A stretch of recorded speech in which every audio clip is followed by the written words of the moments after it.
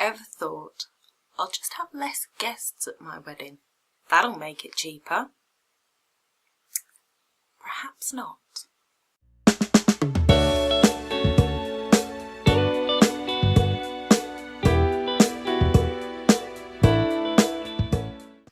Hello my lovelies and welcome back to my channel. My name's Donna and this is Bride to Be TV, place to be if you are planning your wedding and trying to create a strong marriage.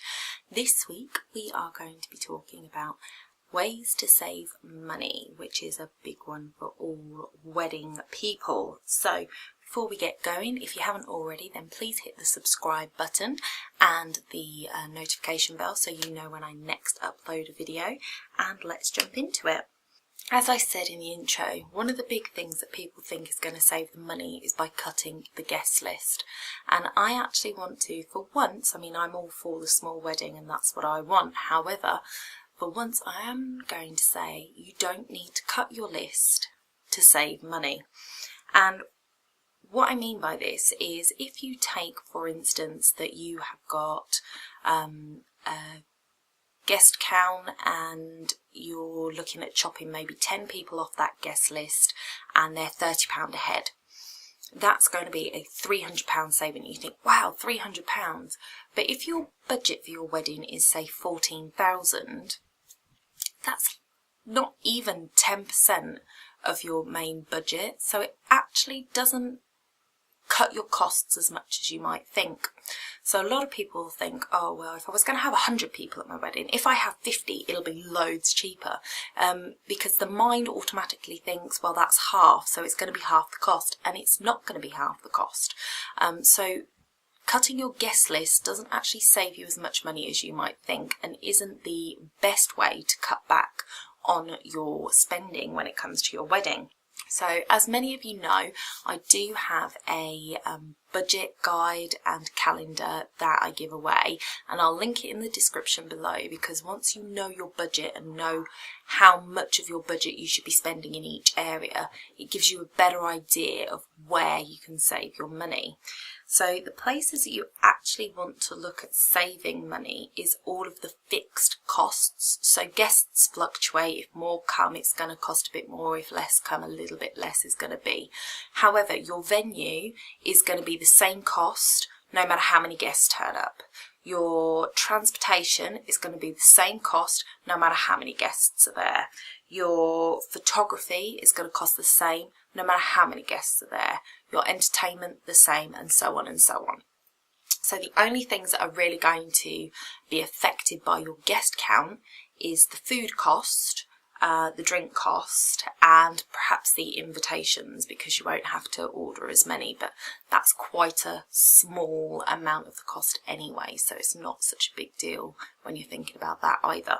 If you think about your venue, you might want to look at whether it's a purpose-built wedding venue, which means that it may well be a little bit more expensive because that's what they're there for. They just cater for weddings. Whether it's something like a hotel or a catered facility that has regular engagements going on because they're already set up for it, so there's no sort of big effort for them, it's just an add-on thing that they do, and they do it very well because they're used to it. Or whether you're just hiring out some random field that you're going to have to bring everything into. So the best thing to do with that to save on your costs is to choose a venue that is established as a catered venue anyway. So looking at small intimate hotels that have function rooms, they might have a lower guest count, so they might only be able to seat maybe 75 to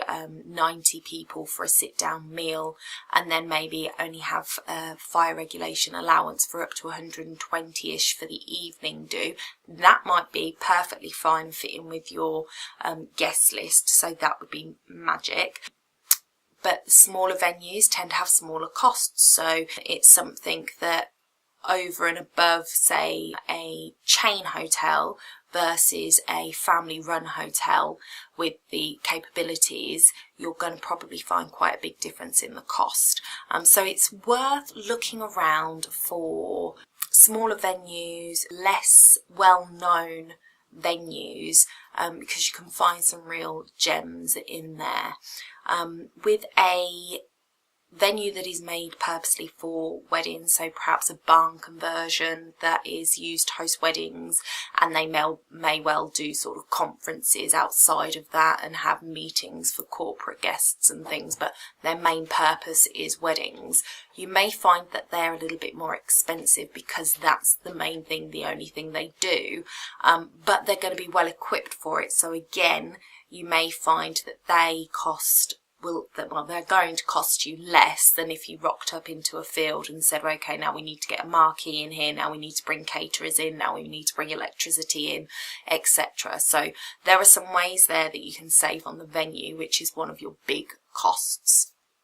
Other areas that I mentioned earlier, so the size of your bridal party will save you some money, depending on whether you're planning on paying for your bridesmaids' dresses or whether you're going to get them to pay for themselves. Those can be cost-saving ideas to get them to pay for their own dresses or to cut the number of people that you're going to have in your bridal party, so those costs come down. Your photographer, being a wedding photographer for 9 years, I am going to say do not scrimp on your photographer. There is a saying, buy cheap, buy twice, and you can't do that with your wedding photography. So if you go for somebody who is cheap, you are not necessarily going to be happy with your wedding photos at the end of the day. And that's not to say that if you buy expensive you're going to be happy. I will link to my video on photography, which I think I've done. We'll see. I will link it if it's there. I will link it for you to go and look at, and just so that you can know the red flags to look at when you're hiring your wedding photographer, so that you know that you're getting a really good deal when it comes to your photographer, regardless of your spend. Transportation we've talked about before, that you can actually get away with having no transport at all, which can really help cut your costs down.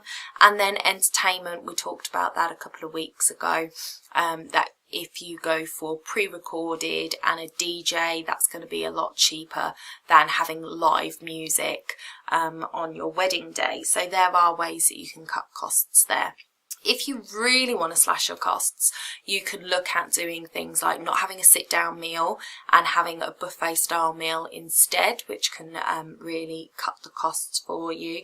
You can look at hiring out a community hall and having more of a community feel to your wedding, so having it more like a fete kind of feel, so you can really amp up that vintage bunting, homemade sandwiches kind of feel to your wedding, and really make use of a community hall, which can again really cut the costs of your wedding day.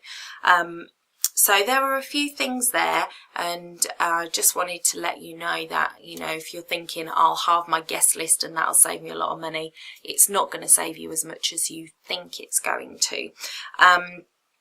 I personally wouldn't have a huge sit down meal. I only want a small number of guests for that, and then invite everybody for the evening to enjoy the party. You can do therefore 2 meal offerings. You have the sit down meal, and then you have something like hog roast, barbecue, buffet in the evening. One way to save that cost is to actually have your meal a little later, start your evening reception a little later, and let everybody know that there's not going to be food, so they know to eat their dinner before they come, because not a lot of people are expecting to eat a full sort of meal at about 9 o'clock, which is when wedding people tend to do that evening food, is around 9 o'clock. And I always think that's really strange, because people who go to an evening do may go home and not have their dinner because they're going to a wedding later on, but the wedding evening do doesn't start till 7:30, and then they've got to wait until 9 o'clock for food. They're going to be starving, so they might as well have their dinner before they come, and then, you know, you don't really need to bother with the food. Maybe a little buffet, but I just feel like sometimes that the evening food can be a bit wasteful. However, that choice is up to you, my friends. So I've told you a few ways that you can save money, and I've linked some videos that I've done before so that you can see how you can save money, or how you know that you're going to get your money's worth out of that particular vendor. I will link down below the budget guide, planner and the calendar that you can download so that you can work out what percentage of your budget you should be spending in which area. And I will see you guys next week. Don't forget to hit the like, thumbs up button if you enjoyed this video, thumbs down if you didn't, so I know what you want more of. And have a great week, everyone. Bye for now.